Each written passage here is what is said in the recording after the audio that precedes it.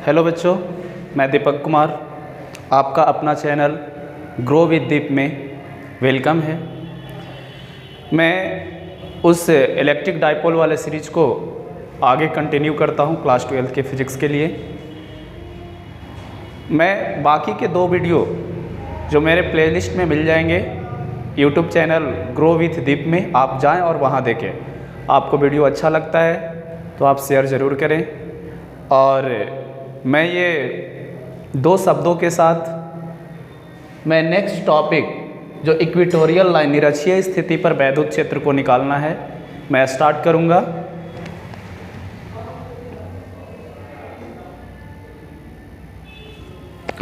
हाँ, मैं 2 लाइन से ये चीज़ों को स्टार्ट करूंगा। कहा जाता है, हार गया तो क्या हुआ, हार गया तो क्या हुआ, हौसला अभी भी ज़रूरी है, सफल होने के लिए असफल होना भी ज़रूरी है। तो इस लाइन के साथ मैं स्टार्ट करता हूँ। आज का ये मेरा एपिसोड 3रा वीडियो होगा, सीरीज़ का 3रा वीडियो होगा। हमें आज भी इलेक्ट्रिक फील्ड निकालनी है इलेक्ट्रिक डाइपोल के कारण निरक्षीय स्थिति पर, निरक्षीय रेखा पर, इक्वेटोरियल लाइन पर।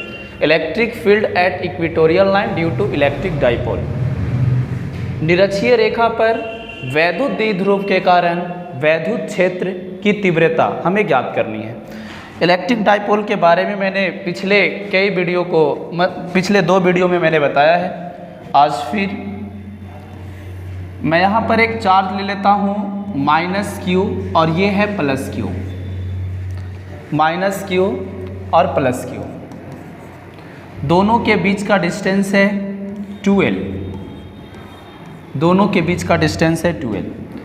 और मैं मान लेता हूं कि ये डाइपोल एक्सिस का मध्य बिंदु O है।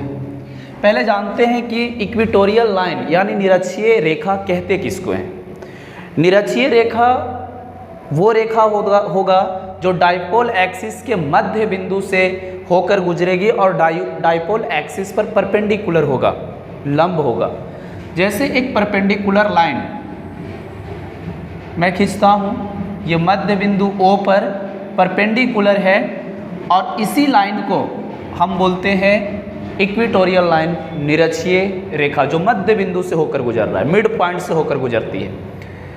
और इसी मिड पॉइंट पर हमें वैद्युत क्षेत्र की तीव्रता पता करनी है, इंटेंसिटी ऑफ इलेक्ट्रिक फील्ड निकालना है। किसके कारण? -q और +q को कारण। और इस निकाय को, इस अरेंजमेंट को हम लोग इलेक्ट्रिक डाइपोल वैद्युत द्विध्रुव कहते हैं। मैं मान लेता हूं कि इस बिंदु, एक बिंदु यहाँ मैं नाम दे देता हूं इसका A, और इस A बिंदु पर हमें तीव्रता निकालनी है। और ये A बिंदु O से मान लेता हूं r डिस्टेंस पर है, r डिस्टेंस पर है। और -q से A की दूरी, -q से A की दूरी हमें ज्ञात करनी है। ये मध्य बिंदु है, मिड पॉइंट है, तो ये L होगा और ये भी L होगा। O से -q की दूरी, O से +q की दूरी, L और L होंगे। मिड पॉइंट है तो 2L 2 भागों में डिवाइड हो जाएगा। अब ये परपेंडिकुलर है तो पाइथागोरस प्रमेय हम लोग जानते हैं। पाइथागोरस प्रमेय में होता है h² = L² P² + B²। इसके अनुसार हम कह सकते हैं कि हमें ये -q से A का डिस्टेंस पता करना है, तो ये डिस्टेंस होगा पाइथागोरस प्रमेय से r² और +L²। इसी प्रकार से A से -q का डिस्टेंस,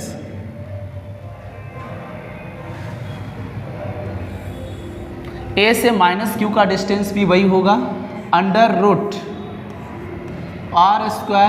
+ L²। अब इन बातों को मैं लिख देता हूं, लिख सकता हूं कि डाइपोल एक्सिस का मध्य बिंदु O है।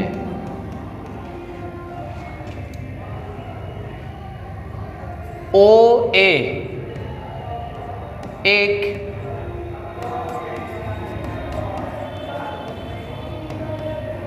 परपेंडिकुलर लाइन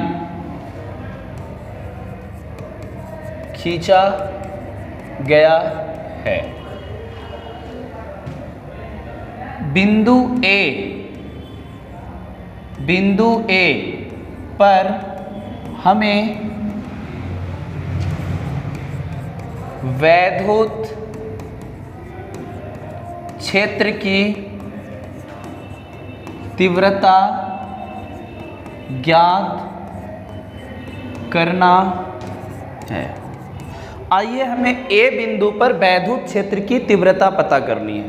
सबसे पहले हम लोग वैद्युत क्षेत्र की तीव्रता यानी वैद्युत क्षेत्र का डायरेक्शन ए बिंदु पर पता करते हैं। माइनस क्यू के कारण, मैंने पिछले वीडियो में बताया था कि माइनस चार्ज के कारण इलेक्ट्रिक फील्ड का डायरेक्शन चार्ज के तरफ होता है, चार्ज की ओर होता है, और प्लस चार्ज के कारण, पॉजिटिव चार्ज के कारण इलेक्ट्रिक फील्ड का डायरेक्शन उस चार्ज से दूर होता है, अवे फ्रॉम चार्ज, यानी उस आवेश से दूर। तो माइनस क्यू के कारण वैद्युत क्षेत्र की तीव्रता ये हो जाएगी, ये इधर वैद्युत क्षेत्र की तीव्रता की दिशा ये हो जाएगी, इसको मैं E1 मान लेता हूँ। और प्लस क्यू के कारण बाहर की ओर होगा, इसको मैं E2 मान लेता हूँ, मान लेता हूँ। ये जो एंगल है ये थीटा है, ठीक है। तो सबसे पहले मैं E1 का मान निकालूंगा। माइनस क्यू के कारण ए बिंदु पर तीव्रता, माइनस क्यू के कारण ए बिंदु पर तीव्रता यानी intensity due to negative charge on point A बिंदु पर हमें निकालने हैं। तो मैं निकाल सकता हूँ। वैद्युत क्षेत्र की तीव्रता का फॉर्मूला होता है 1/4πε0 Q/r²। इस फॉर्मूले के हेल्प से मैं E1 का मान निकालता हूँ, होगा 1/4πε0, Q का मान Q ही है, अपॉन r²। r² कहने का मतलब under root r² plus l² और पूरे का होल स्क्वायर। यहाँ से E1 का मान आ जाएगा 1/4πε0 Q/r² प्लस l², क्योंकि स्क्वायर से रूट खत्म हो जाएगा। इसी प्रकार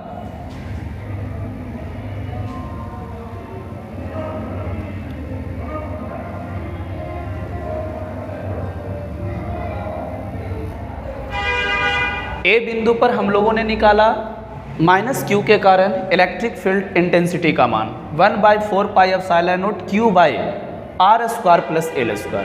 इसी प्रकार से प्लस क्यू के कारण ए बिंदु पर इलेक्ट्रिक फील्ड का मान निकालेंगे। प्लस क्यू के कारण, प्लस क्यू आवेश के कारण तीव्रता, प्लस क्यू आवेश के कारण तीव्रता, इसको हम लोगों ने E2 माना है। E2 का फॉर्मूला हो जाएगा 1/4πε0 Q/r। डिस्टेंस वही है, बिंदु और प्लस क्यू के बीच का डिस्टेंस वही है, under root r² plus l²। तो Q/√r² प्लस l² का होल स्क्वायर। तो E2 का मान हो जाएगा 1/4πε0 Q/r² प्लस l²। अब हमें E1 का मान पता हो गया और E2 का मान पता हो गया। हमें बिंदु ए पर नेट इलेक्ट्रिक फील्ड पता करनी है। बिंदु ए पर दो प्रकार के इलेक्ट्रिक फील्ड है, माइनस क्यू के कारण, प्लस क्यू के कारण। माइनस क्यू के कारण E1 लिया है और प्लस क्यू के कारण E2 लिया है। मैंने E1 का भी मान निकाल लिया और E2 का भी मान निकाल लिया। अब इन दोनों वेक्टर एडिशन के तहत इन दोनों को जोड़कर हम नेट इलेक्ट्रिक फील्ड, परिणामी विद्युत क्षेत्र की तीव्रता प्राप्त करेंगे बिंदु ए पर। आइए परिणामी विद्युत क्षेत्र की तीव्रता को देखते हैं, वो किस डायरेक्शन में होंगे। E1 और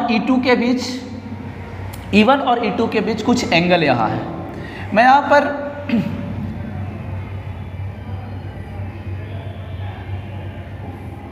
यहाँ देखें, अगर इवन अगर यहाँ थीटा एंगल बन रहा है तो यहाँ भी बनता होगा, यहाँ भी बनेगा, थीटा होगा। ठीक है,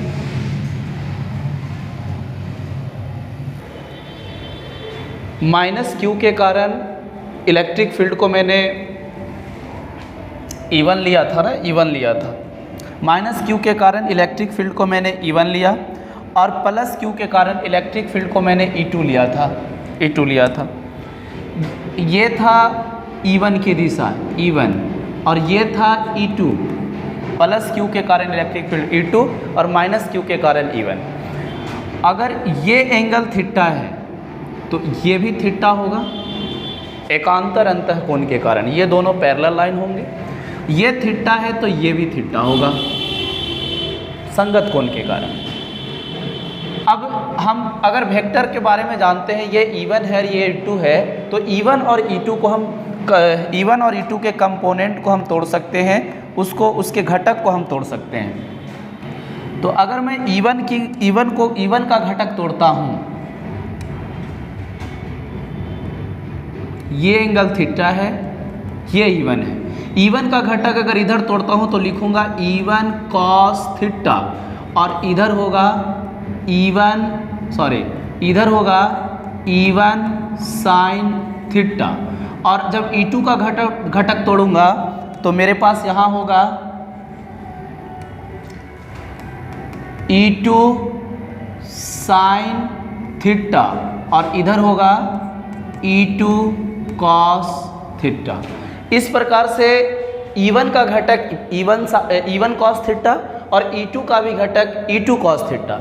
E1 और E2 एक दूसरे को कैंसिल कर देंगे क्योंकि दोनों एक दूसरे के विपरीत है, मैग्नीट्यूड सेम है E1 और E2 का, दोनों एक दूसरे को कैंसिल आउट कर देंगे। तो हमें नेट इलेक्ट्रिक फील्ड पता करनी है, तो नेट इलेक्ट्रिक फील्ड के लिए E = E1 और प्लस में E2 करूँगा। अब नेट इलेक्ट्रिक फील्ड पता करने के लिए E1 cos थीटा और प्लस में E2 cos थीटा।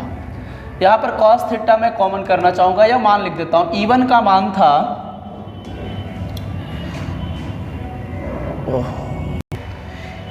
E1 का मान था 1/4πε0 Q/r² प्लस L² और E2 का मान था 1/4πε0 Q/r² plus L²।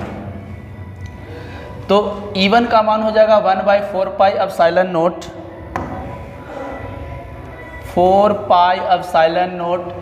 Q/r² plus L² plus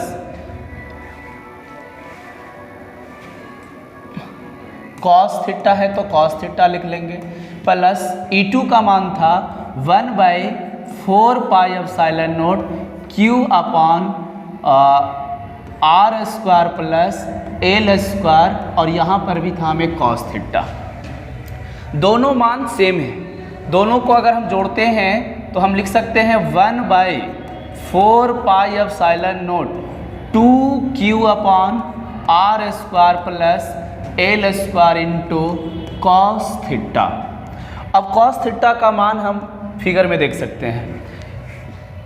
cos theta ये थीटा है, अगर cos थीटा का मान निकालना चाहो तो cos थीटा का सूत्र होता है BH, और B का मान, B कौन है तो थीटा के सामने P होता है, B का मान L है और H का मान ये है, तो L/H का मान मेरे पास है r² प्लस L², यानी cos थीटा का मान हो जाएगा L/√r² plus L²।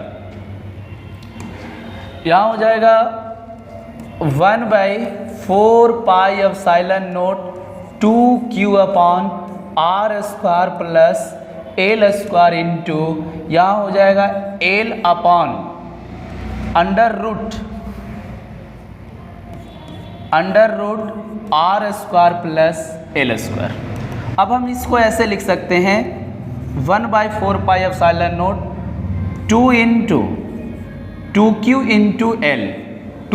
Into L upon यहाँ पर इसका पावर कुछ नहीं है, यहाँ पर पावर 1 है, यहाँ पर पावर 1 है, और यहाँ पर अगर रूट हटाते हैं तो पावर 1/2 हो जाएगा, और 1/2 में 1 ऐड करेंगे तो r² प्लस l² का पावर 3/2 हो जाएगा। ये आ गया 1/4 pi epsilon not 2q into l, ये होता है p का सूत्र, और r² प्लस l² अब पूरे का पावर हो जाएगा 3/2। अगर अब हम यहाँ E का मान, मैं अगर एक केस लेता हूँ, जो डाइपोल एक्सिस होता है वो बहुत छोटा होता है कंपैरिजन R का, यानी R बहुत बड़ा होगा L से, और उस केस में L का मान R के कंपैरिजन में बहुत छोटा होता है, लगभग नगण्य होता है। तो मैं लिख सकता हूँ कि 1/4 pi epsilon naught P upon L का मान लगभग 0 हो जाएगा, तो r² बचेगा, r² में 2 से 2 कैंसिल हो जाएगा, तो बचेगा r का पावर q। यही फॉर्मूला है E equal to 1/4 pi epsilon naught P upon RQ। ये है निरक्षीय स्थिति इक्वेटोरियल पॉइंट पर वैद्युत क्षेत्र की तीव्रता का सूत्र, E equal to 1/4 pi epsilon naught P upon RQ। आपको ये बात याद रखने होंगे, ऑब्जेक्टिव या किसी भी कॉम्पिटिटिव एग्जामिनेशन में जो ऑब्जेक्टिव टाइप प्रश्न पूछता है, इसमें ऐसे पूछेगा कि निरक्षीय स्थिति पर वैद्युत क्षेत्र की तीव्रता किसके समानुपाती होता है, किसके प्रोपोर्शनल होता है। तो आपको बताने होंगे कि E जो है निरक्षीय स्थिति पर वो प्रोपोर्शनल होगा 1/RQ का, यानी डिस्टेंस के क्यूब के प्रोपोर्शनल होता है। ये फॉर्मूला इम्पोर्टेंट है इक्वेटोरियल पॉइंट पर, और इस प्रकार से ये ड्राइवेशन एग्जाम के दृष्टिकोण से बहुत इंपॉर्टेंट था। मैंने ये ड्राइवेशन करवाया, निरक्षीय रेखा पर वैद्युत द्विध्रुव के कारण वैद्युत क्षेत्र की तीव्रता निकालनी थी। आपको फिगर समझ में आना चाहिए, अगर ये कंडीशन आप कर लेते हैं तो पहले मैंने E1 का मान निकाला माइनस Q के कारण, फिर मैंने E2 का मान निकाला प्लस Q के कारण। E1 और E2 को यहाँ वेक्टर, एक तरीका है वेक्टर में, वेक्टर को किसी एंगल पर रहने पर हम उसको कंपोनेंट, उसके घटक में बदल सकते हैं। अगर किसी भी वेक्टर के कंपोनेंट ले लिए जाते हैं तो उस वेक्टर का मूल रूप से काम खत्म हो जाता है, उनका काम उनका कंपोनेंट करता है। तो मेनली रूप से यहाँ ऐड कर दिए E1, यहाँ ऐड कर दिए E1 cos theta, E2 cos theta, ये दोनों E1 और E2 के घटक थे, और ये दोनों का एडिशन ही हमें ये परिणामी तीव्रता को बताता है। परिणामी तीव्रता कहने का मतलब रिजल्टेंट इलेक्ट्रिक फील्ड। और फाइनली हमें E का मान आया 1/4 pi epsilon naught P upon RQ। धन्यवाद।